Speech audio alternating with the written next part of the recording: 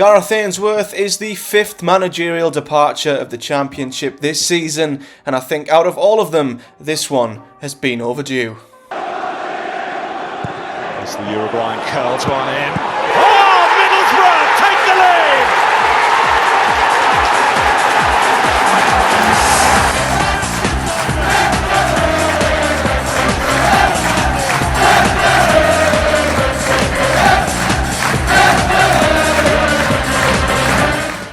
What is up, guys? Welcome to another video here on the channel, and today we are going to be discussing a topic I, to be fair, have been wanting to talk about for quite a while. However, that was in the context of how the hell is Gareth Ensworth still in a job at QPR. That has now turned into the fact that Gareth Ensworth has finally been sacked as manager of QPR, and the writing, I think, has been on the wall, to say the very least, for Gareth Ainsworth and his time at Queen's Park Rangers. Of course, he took over them February of this year, tasked with keeping them up, brought in, I think, as more of a club legend figure really than anyone who had, I guess, real solid proof and a real solid CV to say that he could do the job that QPR needed. Of course, he almost kept Wycombe up in the Championship a few seasons beforehand, but with the expectations and the squad at QPR and the style of play that Gareth Ainsworth was known for, I didn't quite understand the fit.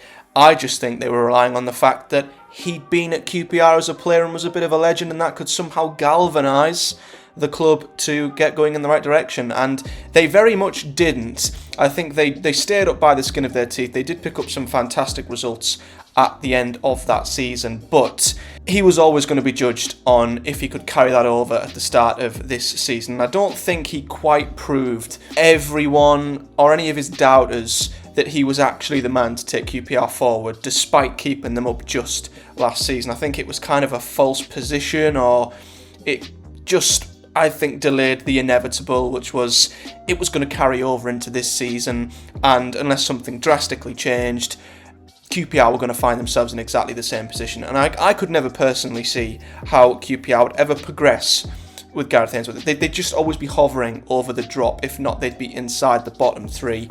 And my only hope for him really was that in the summer he'd be able to bring in players who were a little bit more suited to his Route 1 long ball, low possession style of football, and maybe that could be the way that his side would be effective and get the results necessary. But it still didn't really look like a squad that would fit and work around Gareth Ainsworth's style of play. Despite that, they did actually start to pick up, and especially away from home, did look like they were beginning to look a bit effective and were picking up a couple of results. I think the most notable was their 2-1 win at the Riverside not too long ago, but they've not won since then and have gone with only the one win in 12 league games. They've had 6 defeats in a row, and that form has left QPR now second bottom of the Championship, 6 points from safety, with only Sheffield Wednesday below them, who of course have made one of, if not the worst start in Championship history.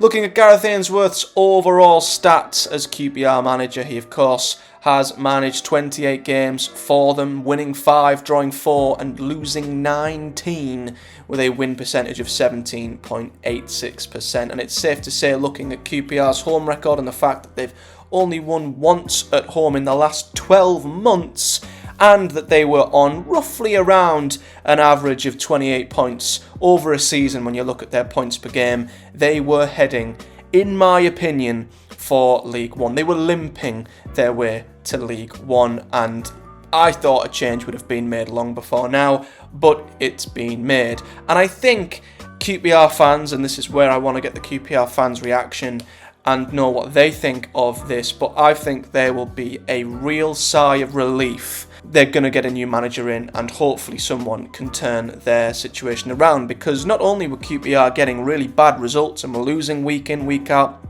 and I cannot sympathise more with their fans when it comes to their home form, the stats are grim reading for QPR when you look at their shots on goal, their possession, their goals. I mean, this is just a quick look on FootMob. to show you how badly QPR are performing this season. So they are 23rd for goals per game with 0.7 on average, 22nd for goals conceded per match, conceding almost 2 goals a game. Their average possession's also the second lowest. They have an average of 38.2% possession every game. They're also amongst one of the lowest when it comes to clean sheets. Their expected goals is down there in 22nd. Their shots on target is 21st. They've got the lowest number of big chances created and the second lowest when it comes to big chances missed. Their accurate passes per match is down in 22nd, and their accurate crosses is also low. You look at most of the stats, XG conceded, they've got the worst in the division. You could go through all the stats more and more. There is not a glimmer of hope in this QPR side that they are going to turn a corner. And I think the frustrating thing as well is that you look at the players they've got in their squad. Yes, a lot of QPR fans probably have lost faith and trust in these players, but from an outsider, you've got Elias Chair, you've got Chris Willock, you've got some pretty good defenders, you've got experience, you've got Steve Cook, you've got Jack Colback in that team. Begovic is a very good experienced keeper. There's definitely the spine and the flair of a team that I think, if played in the right way, even with Lyndon Dykes up front as well, they should not be where they are. They should at least be mid to lower mid-table, in my opinion. At a very push, they should not be playing a style of football this badly, and they shouldn't be performing as bad as this. Let's not forget, not too much of a different team were top of the championship 1 year ago under Mick Beale. That in itself shows how wrong this relationship and this mismatch of QPR, their squad, and Gareth Ainsworth truly has been this season. So, given the fact QPR have got a squad which, in my opinion, if utilised properly, would have no problem surviving in the league, I think out of the teams down there, they've got the best chance of staying up with a change of manager. I think if Sheffield Wednesday changed their manager again, we've seen it thus far, their squad's just not good enough. It's not really going to change things too much. I think no matter what style of play they utilise, you could say the same for Rotherham, you could even say the same for Huddersfield.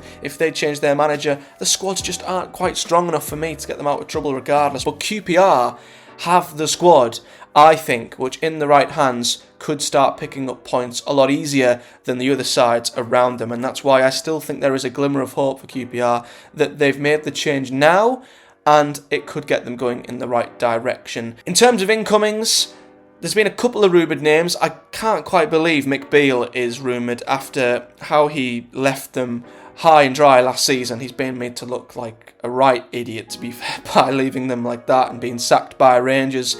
I just can't see the trust and the faith between the fans and the relationship there working, especially him coming back into this situation.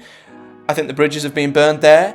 The obvious candidate, who apparently is the real favourite at the moment, is of course the ultimate championship firefighter, Neil Warnock, who has a CV full of keeping sides up against the odds. He did it with Huddersfield last year, he's done it with Rotherham in the past, he is known for it, and I feel like he is probably the perfect man for the job, given the fact he's been there before, and the fact that he is just good at getting a team punching in the right direction. He gets everyone on side and he gets them out of trouble. Now, he's a short-term answer, so I hope if he does keep QPR up, they don't stick with him like they maybe have with Gareth Ensworth for too long. There's an argument QPR should have made a change in the summer anyway.